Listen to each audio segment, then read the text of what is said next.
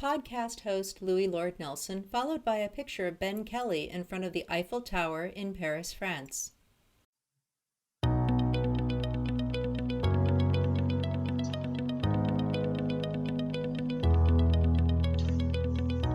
Hello and welcome to UDL in 15 minutes, where educators discuss their experiences with UDL. I'm Louis Lord Nelson, UDL author and leader.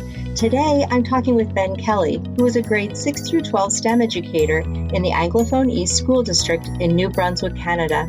Today, Ben is going to share how he has used Minecraft as a tool within his implementation of UDL.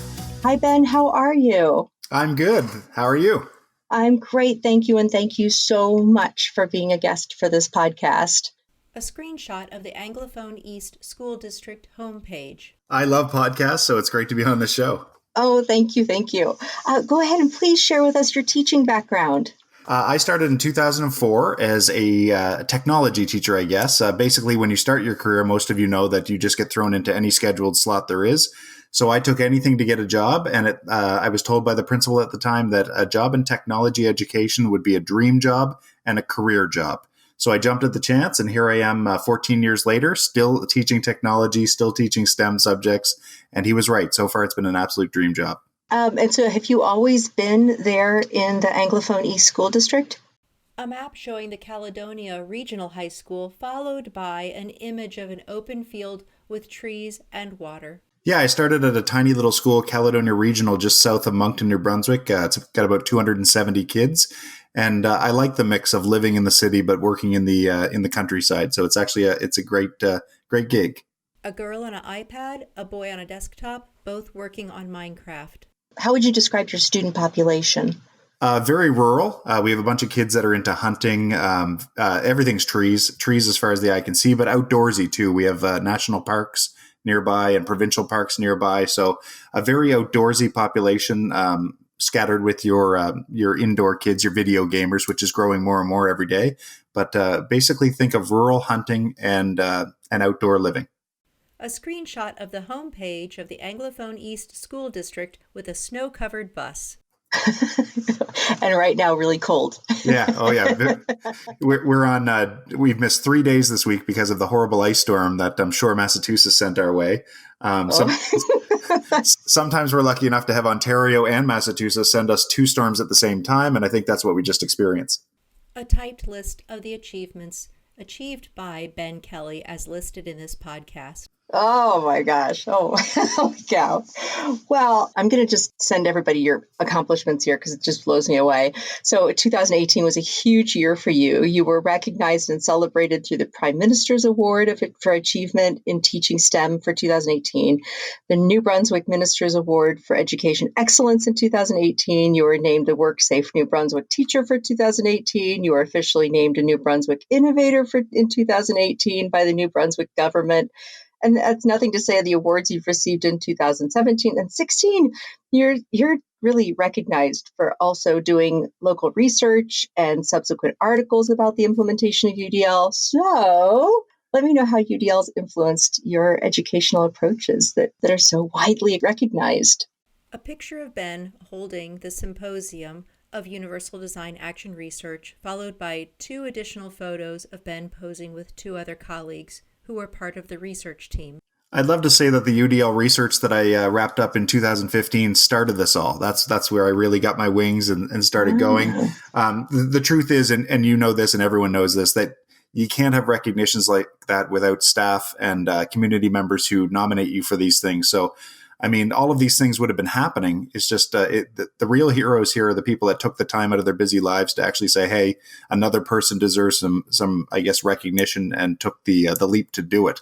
A lot of us may think that, but it's really taking the time to nominate someone else in your community or your school. That's the real heroes in my eyes, the people that take that time. The logo for New Brunswick, Canada.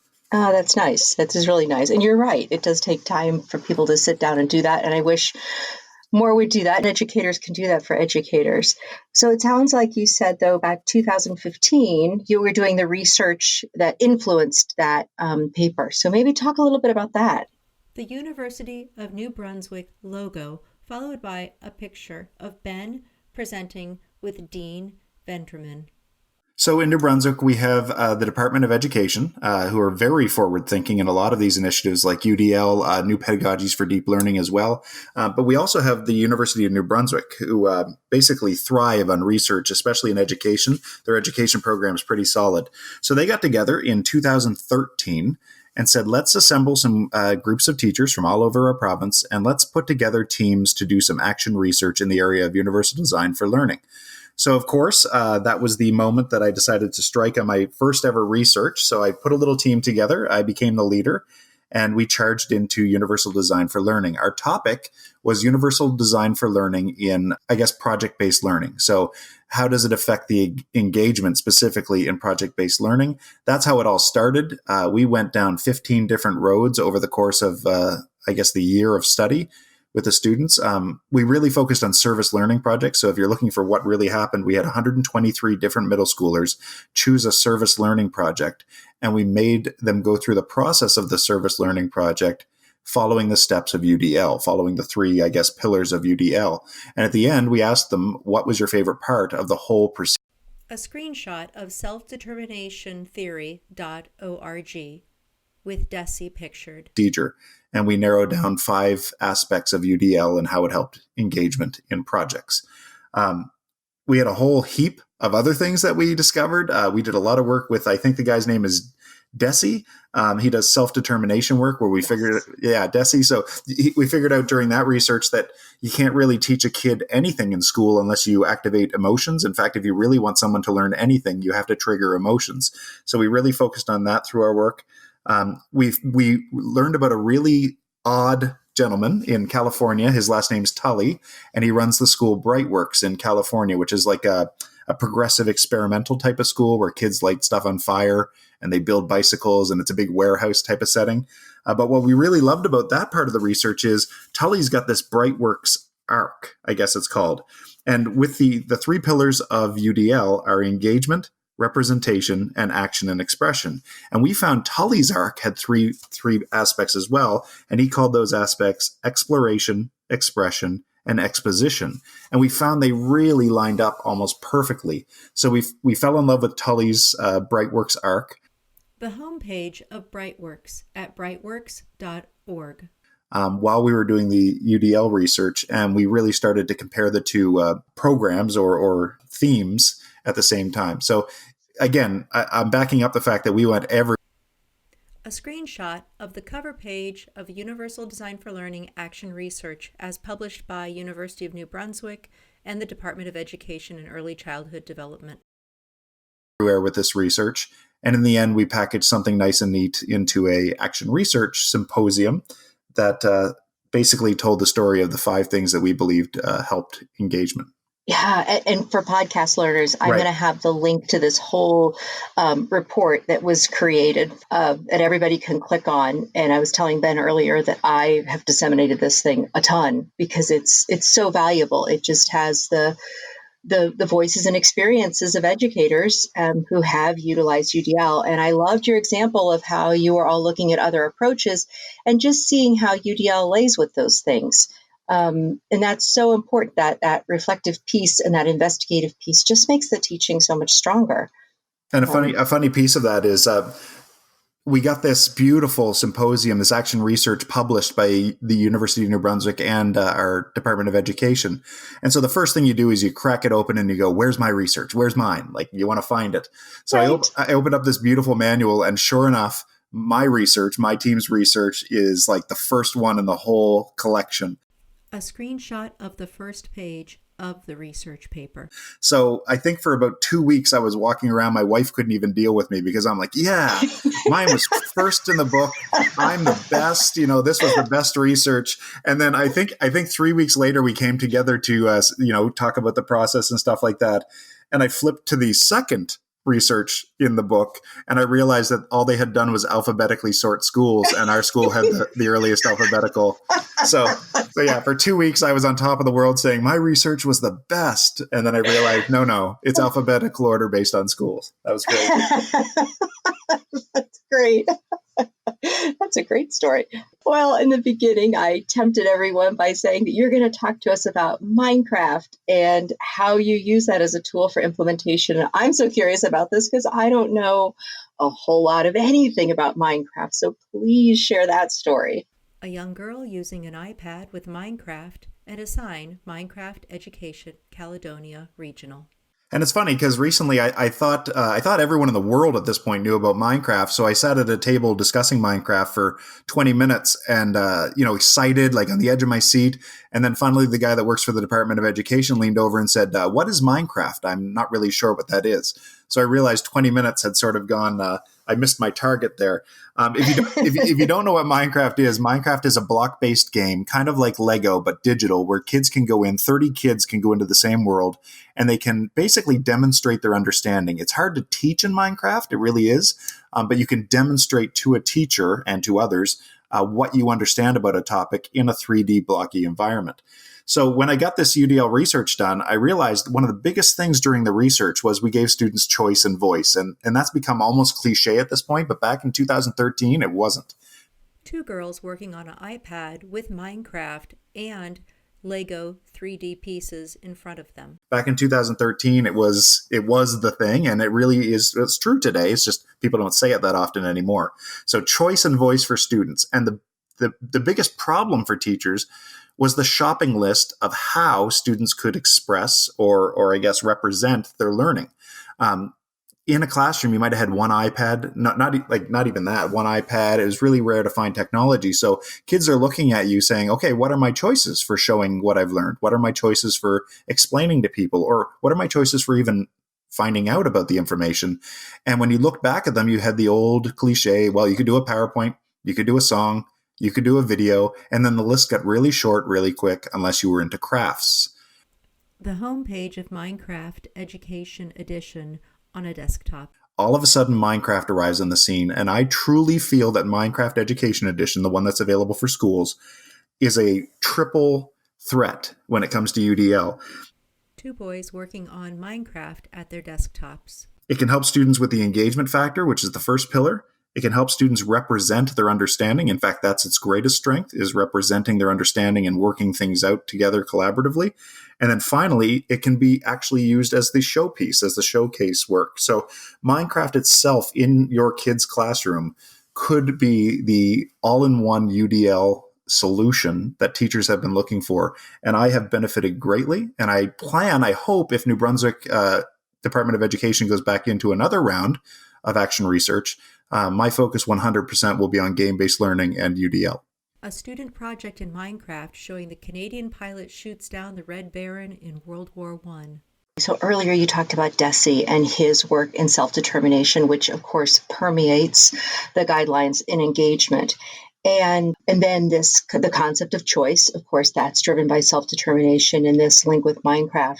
And so as the students were learning about it, what did you see them doing when it came to that choice of using Minecraft and kind of working through their own comfort with it?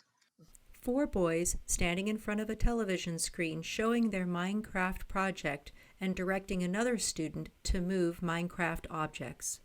Out of the 5 things in our study that we found improved student engagement in projects and just project-based learning in general, number 1 was extended timelines, or the ability to choose when to work on it, when it's due, not having strict structure. Students in grades 6 to 12 do not like structure, and in middle school specifically do not like to be told what to do and when to do it. So we found the choice was the big one. The second one was the ability to choose what they love, like to be able to use the tool that they love. So if they were musical, guess what? They flocked to music. If they were just a hardworking country boy, well, maybe they did something in, physical labor. Maybe they were out in the woods chopping things down, for instance. We had a graphic designer who's actually going to school next year for animation. She made a flag that's sold nationwide. It's an anti-bullying flag. So it has 2 hands holding each other, and it's a pink anti-bullying flag that they fly across our country now. Images of the anti-bullying flag on buttons, small handheld flags, a large flag, and wristbands. for anti-bullying week every year. So cities can fly it in front of their town halls and stuff like that. So she was a graphic designer and she was bullied and she wanted to do something about it for her service learning project. And now the country has an anti-bullying flag that's sold through the flag shop. A full-size flag with two hands, shaking hands with a pink background. Because of her service learning project for this UDL initiative. So the kids picked what they loved.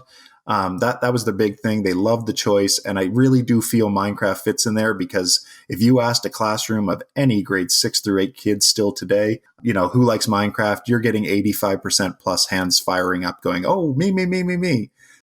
2 male students working on desktops using Minecraft. So it's not fading anytime soon. And if you can grab a copy of Microsoft's, Minecraft for Education, you should definitely try to get it in your child's school soon because it's a UDL triple threat. Okay, I'm going to ask one last question in our little bit of time remaining.